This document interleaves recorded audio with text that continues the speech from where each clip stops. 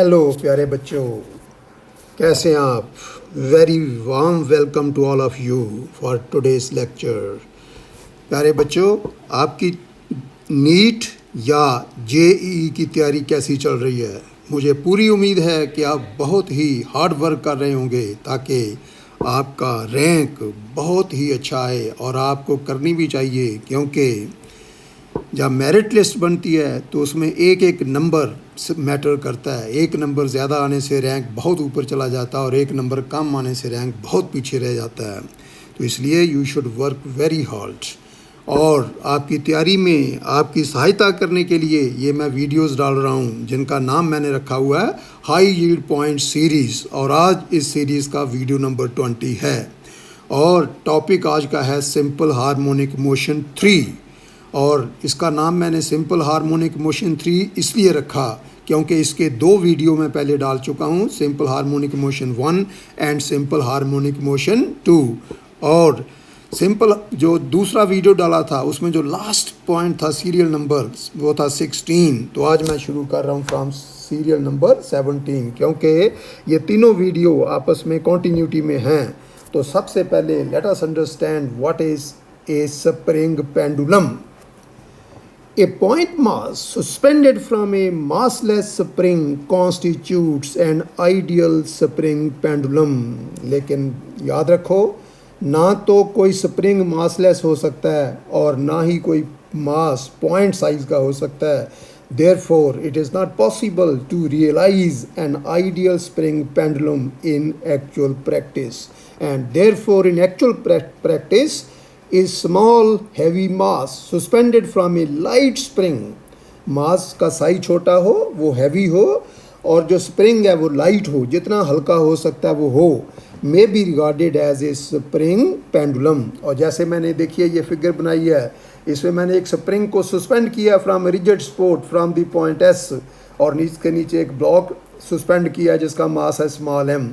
अगर मैं इस ब्लॉक को पकड़ के थोड़ा सा नीचे की तरफ इसको ले जाऊं और फिर छोड़ दूं, then it will start oscillating up and down। We can prove that the oscillations are simple harmonic oscillations, and the time period of these oscillations is given by t equal to 2 pi under root of m over k, where k is the force constant or spring constant of the given spring। और जैसे कि आप जानते हैं k की value depend करती है on the nature of the spring. For a strong spring, K has large value, and for a weak spring, K has small value। Now it is clear from this expression that the time period of a spring pendulum is number 1 directly proportional to square root of the mass of the block, and number 2 inversely proportional to the square root of the spring constant of the given spring। और तीसरी बात आपने याद रखनी है कि this time period is independent of G. G means acceleration due to gravity at the given place. और ये जो फार्मूला मैंने आपको बताया जिसका नाम मैंने 1 रखा है, टी को 2 pi under root of M over K, it is true only when the spring is massless. But if the mass of the spring is M S, क्योंकि in actual practice there can be no spring which is massless. तो अगर उसका mass M S है, M capital or S stands for spring, then the time period of the system or the spring pendulum is given by t equal to 2 pi under root of small m plus ms by 3। ये जो by 3 है ये सिर्फ ms के नीचे है, और divided by k, इस सारे का under root. So this is the formula when we take into account the mass of the spring also. But if we neglect the mass of the spring, then the formula is t equal to 2 pi under root of m over k। Now, remember, if a spring of force constant or spring constant k is divided into n equal parts, जितने मर्जी, n का मतलब 2, 3, 4, 10, 20, 50, जितने मर्जी कर लो, then the force constant or spring constant of each part is n into k। अगर आप 2 हिस्से करोगे तो हर एक हिस्से का अलग अलग जो स्प्रिंग कांस्टेंट होगा वो 2k होगा। अगर आप 10 करते हैं तो 10k, अगर इन जनरल n करते हैं तो nk। तो जैसे मैंने आपको अभी बताया ऊपर के, हमने स्प्रिंग एक सस्पेंड किया है और उसके नीचे मास m लटकाया है। अगर उस स्प्रिंग के जिसका कि फोर्स कांस्टेंट k है, मैं n बराबर हिस्से कर लेता हूँ और फिर एक हिस्से को लटका के नीचे वही ब्लॉक जिसका मास स्मॉल है मैं लटकाता हूँ और फिर उसको ऑसिलेट करवाता हूँ, तो उसका टाइम पीरियड आ जाएगा T equal to pi under root of M over N K, क्योंकि अब जो के हो गया हर एक पार्ट का दैट इज एन इंटू के। अब देखिए ये कोई जरूरी नहीं है कि हमें वर्टिकल डायरेक्शन में ही लटकाना चाहिए स्प्रिंग को। अगर कोई फ्रिक्शन लेस हॉरिजेंटल टेबल है, कोई हॉरिजेंटल सरफेस है, उसके ऊपर हम जैसे कोई हम बना लेते हैं एक तरफ बना लेते हैं रिजिड सपोर्ट और उसके साथ स्प्रिंग जोड़ के दूसरे स्प्रिंग के दूसरे एंड पे मास एम लटका के उसको खींच के छोड़ देते हैं, तो अगर वो सरफेस फ्रिक्शन लेस है तो उसका टाइम पीरियड भी होगा T equal to pi under root of M over K. लेकिन अब जो नेक्स्ट पॉइंट है, this is very very important, please try to understand it. कई बार क्या होता है कि जैसे हॉरिजेंटल सरफेस है विच इज़ फ्रिक्शन लेस, उस पर एक स्प्रिंग है और दोनों तरफ उसके हम अलग अलग या सेम मास अटैच कर देते हैं। मान लो एक तरफ मैंने किया M1, दूसरी तरफ किया M2, ये दोनों हम बराबर भी ले सकते हैं, उसका कोई फ़र्क नहीं। लेकिन इन जनरल मान लो एक ब्लॉक का मास M1 है, दूसरे का M2, फिर हम दोनों को ऐसे कंप्रेस करते हैं, फिर छोड़ देते हैं, तो जो सिस्टम है it will start oscillating and the time period of oscillation is given by T equal to pi under root of mu by K. Remember, where mu is called reduced mass of the system of the two blocks and the spring and is given by mu equal to m1 m2 over m1 plus m2। अगर आपको m1 दे रखा है, m2 दे रखा है, आप mu निकाल सकते हैं, और आपको k भी अगर दे रखा है तो आप उसका टाइम पीरियड निकाल सकते हैं। अगर वो कहता है फ्रीक्वेंसी निकालो तो you know that frequency is the reciprocal of time period, तो पहले t निकाल लिया, उसको रेसिप्रोकेट कर दिया तो उसकी फ्रीक्वेंसी आ गई। Then combination of springs can be combined in series as well as in parallel। तो फर्स्ट springs in series, कब कहते हैं कि स्प्रिंग सीरीज में? The springs are said to be connected in series when they undergo different extensions or compressions but experience the same restoring force। समझो इसको, मान लो आपके पास दो स्प्रिंग हैं, आप उनको इस तरीके से जोड़ते हैं आपस में और उनके साथ एक ब्लॉक जोड़ देते हैं, फिर आप उस ब्लॉक को स्ट्रेच करते हैं नीचे की तरफ या कंप्रेस करते हैं, तो अगर दोनों की जो एक्सटेंशन है वो तो डिफरेंट हो या कंप्रेशन है वो डिफरेंट हो, लेकिन दोनों पे जो रेस्टोरिंग फोर्स लगे वो सेम लगे, then the springs are said to be connected in series. जैसे ये मैंने फिगर बनाई है, यहाँ मैंने वर्टिकल डायरेक्शन में दो स्प्रिंग लटकाए हैं, एक ऊपर वाला जो है उसका स्प्रिंग कांस्टेंट या फोर्स कांस्टेंट K1 है, निचले का K2 है, नीचे ब्लॉक का मास M है। अगर मैं इस ब्लॉक को नीचे थोड़ा खींचता हूँ तो जो इनमें रेस्टोरिंग फोर्स लगेगी दोनों में वो सेम होगी, लेकिन इनकी जो एक्सटेंशन है वो डिफरेंट होगी। किसकी कितनी होगी? That depends upon the nature of the spring. अगर स्ट्रॉन्ग स्प्रिंग है तो उसकी एक्सटेंशन कम होगी, अगर वीक है तो उसकी ज़्यादा होगी। और इस केस में जब स्प्रिंग्स को हम सीरीज में कनेक्ट करते हैं तो जो इफेक्टिव फोर्स कांस्टेंट है, मान लो वो Ks है, then that is given by 1 over Ks equal 1 over K1 plus 1 over K2। याद रखो इस चीज़ को। और अगर मैं LCM लेके Ks निकालूं तो Ks आ जाएगा K1 K2 over K1 plus K2।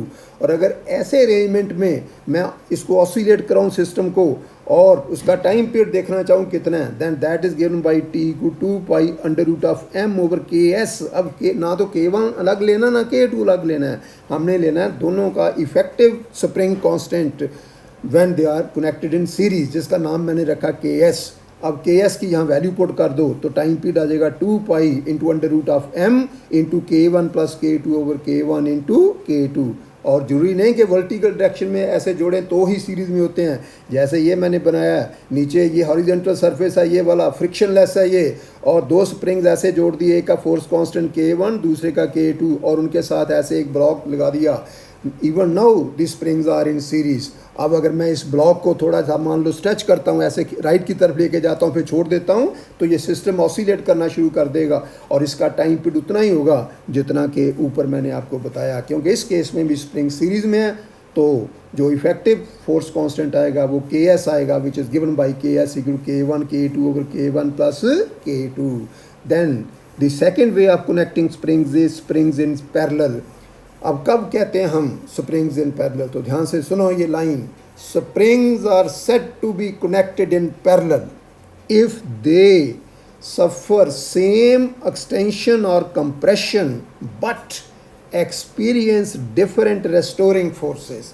उल्ट हो गया उसके सीरीज़ के। अब यहाँ पे एक्सटेंशन या कंप्रेशन सेम है जो कि सीरीज़ में डिफरेंट थी, और वहाँ पे रेस्टोरिंग फोर्स डिफरेंट थी। यहाँ पे जो रेस्टोरिंग फोर्स है वो डिफरेंट होगी, तो वहाँ पे रेस्टोरिंग फोर्स सेम थी और वो एक्सटेंशन या कंप्रेशन डिफरेंट थी। यहाँ पे एक्सटेंशन या कंप्रेशन सेम है लेकिन जो रेस्टोरिंग फोर्स है दैट इज़ डिफरेंट। और ये तीन जो मैंने फिगर्स बनाई हैं, इन तीनों में दो स्प्रिंग्स जिनके फोर्स कांस्टेंट्स K1 K2 हैं, दे आर इन पैरेलल।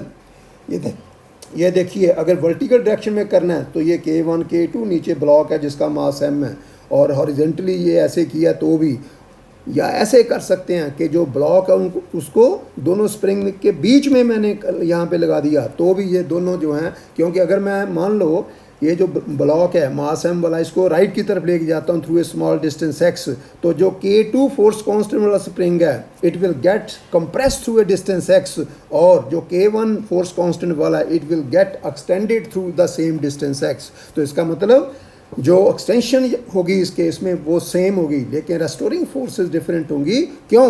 क्योंकि रेस्टोरिंग फोर्स डिपेंड करेगी फोर्स कांस्टेंट पे। तो तीनों केसेस में अब बहुत बार एग्जाम में मल्टीपल चॉइस क्वेश्चन आता है, ऐसे फिगर बनी होती है, K1 K2 की आपको वैल्यू भी दे सकता है, वो कह सकता है कि बताओ इसका टाइम पीरियड कितना है, फ्रीक्वेंसी कितनी है। तो इस केस में जो टाइम पीरियड आएगा that will be equal to T equal to 2 pi under root of m over Kp, and Kp is the effective force constant of the parallel combination of the two given springs and is given by Kp equal to K1 plus K2। और अगर मैं यहाँ पे आप Kp की value put कर दूँ तो T आ गया 2 pi under root of m over K1 plus K2। अब देखिए कई बार एक ही फिगर में स्प्रिंग सीरीज और पैरेलल में इकट्ठे ही हो सकते हैं। जैसे यहाँ पे मैंने 3 स्प्रिंग कनेक्ट किए हैं, प्लीज़ ट्राई टू अंडरस्टैंड।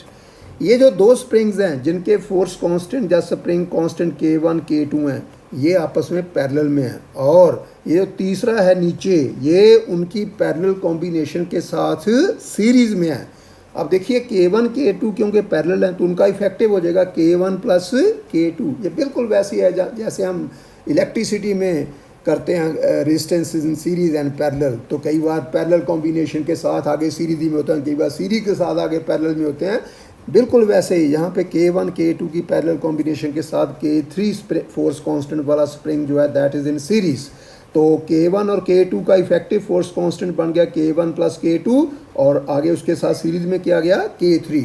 और अगर तीनों की कॉम्बिनेशन का effective spring constant K dash है then 1 over K dash equal 1 over K1 plus K2 plus 1 over K3। अब यहाँ से एलसीएम आ गया K3 into K1 plus K2, ऊपर आ गया K3 plus K1 plus K2, reciprocate कर दिया तो K डैश आ गया K1 K3 plus K2 K3 over K1 plus K2 plus K3, and therefore the time period of this spring pendulum will be given by T equal 2 pi under root of m over K dash, और ये आ गया 2 pi under root of m over K dash की value put करी तो आ जाएगा m into K1 plus K2 plus K3 over K1 K3 plus K2 K3। Then oscillations of a liquid in a U tube. अगर मान लो आपको U tube है उसमें आप लिक्विड डाल देते हैं तो आपको पता कि दोनों लिम्स में जो लिक्विड का लेवल होगा वो सेम होगा। क्यों? क्योंकि अगर लेवल का डिफरेंट होगा तो liquid flow from higher level to lower level till the levels become the same. अब मान लो उस यू ट्यूब के एक लिम्ब में इक्विलिब्रियम पोजीशन में जो हाइट है लिक्विड की वो है small h, then the time period, अगर मैं उसको क्या करूं एक तरफ लिक्विड को थोड़ा कंप्रेस करके रिलीज कर दूं तो पूरा का पूरा लिक्विड जो है वो ऊपर नीचे ऐसे ऑसिलेट करना शुरू कर देगा। We can prove that these oscillations are simple harmonic oscillations, और उसका टाइम पीरियड होता है T को 2 pi under root of h over g, where what is h? h is the height of the liquid in each limb of the U tube in its equilibrium position। और अगर total जो column है liquid का उसकी length L हो तो H हो जाएगा L by 2। So please remember this formula. Then vertical oscillations of a cylinder in a liquid. मान लो आपके पास कोई लिक्विड है, उसमें आप एक सिलेंडर वर्टिकल पोजीशन में डुबो के रख दो और अगर उसकी एल लेंथ उसके अंदर है, फिर उसको थोड़ा सा प्रेस करके रिलीज़ कर दो, तो वो जो सिलेंडर है it will start oscillating up and down. We can prove that these oscillations are simple harmonic oscillations and the time period is given by T को 2 pi under root of L over g. यहाँ पे 2 पाई तो constant है, जी भी आपको पता है acceleration due to gravity है. And what is L? L is the length of the cylinder dipping in the liquid in its equilibrium position. मतलब जितनी उसकी लेंथ लिक्विड के अंदर है जब वो तैर रहा है इन दी इक्विलिब्रियम पोजीशन, यानी कि उसको नीचे कंप्रेस करने से पहले जो लेंथ उसकी लिक्विड के अंदर है that is equal to small L. Then for a simple pendulum you know that T equal 2 pi under root of L over जी.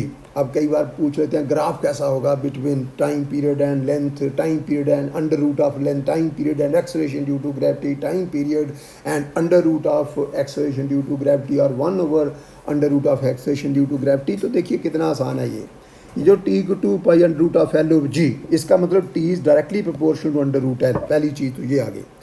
और याद रखो जब भी दो चीज़ें, दो क्वांटिटीज़, दो वेरिएबल्स आपस में डायरेक्टली प्रोपोर्शनल होते हैं तो उनमें जो ग्राफ आता है that is straight line passing through the origin.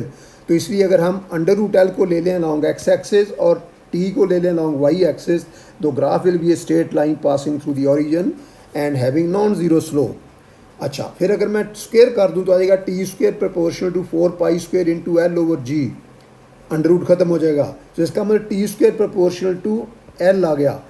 अब अगर मैं टी स्क्वेयर और एल में ग्राफ करूं तो that will also be a straight line because T square is directly proportional to L. इसलिए जो ग्राफ आएगा between T square and L that will be straight line. लेकिन अगर टी स्क्वेयर टी और under root L में हम graph plot करें जैसे ऊपर मैंने किया that will also be a straight line. Then T square proportional to g, क्योंकि अगर मैं स्क्वेयर करूँ टी को 2 pi under root of L over g को तो क्या आ जाएगा, टी स्क्वेयर आ जाएगा 4 pi square into L over g. That means T square proportional to 1 over g. तो अगर हम टी स्क्वेयर या ये कह लो कि T square proportional to 1 over G inversely proportional to, और जब दो चीज़ें आपस में इन्वर्सली प्रोपोर्शनल होती हैं तो पता ही आपको जैसे बॉयल्स लॉ में होता है जो ग्राफ आता है that is a rectangular hyperbola. तो अगर मैं ग्राफ प्लॉट करूं between T square and g, g ले लूँ along X axis, T square लूँ अलॉन्ग वाई एक्सिस, तो that will be a rectangular hyperbola as shown in this figure. लेकिन अगर मैं ग्राफ प्लॉट करूं between T square and g, T square and 1 over g, क्योंकि T square is directly proportional to 1 over ji. T square और G में तो बताया आपको रेक्टेंगुलर हाइपरबोला. अगर टी स्क्वेयर और 1 ओवर जी में प्लॉट करें तो that will be a straight line. और फिर देखिए अगर मैं स्क्वेयर ना करूं तो T is proportional to 1 over ji under root. इसका मतलब T is directly proportional to 1 over ji under root. तो अगर मैं टी ओवर जी अंडर रूट के करूं तो वो तो रेक्टेंगुलर हाइपरबोला आएगा, लेकिन टी और 1 ओवर जी अंडर रूट में करूं तो वो स्ट्रेट लाइन आएगा पासिंग थ्रू दी ओरिजिन.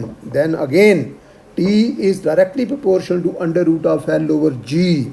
तो इसका मतलब मैंने आपको बताया इन जनरल जब भी दो क्वांटिटीज़ वेरिएबल्स आपस में डायरेक्टली प्रोपोर्शनल हों तो उनमें ग्राफ आता है straight line passing through the origin and having non zero slope.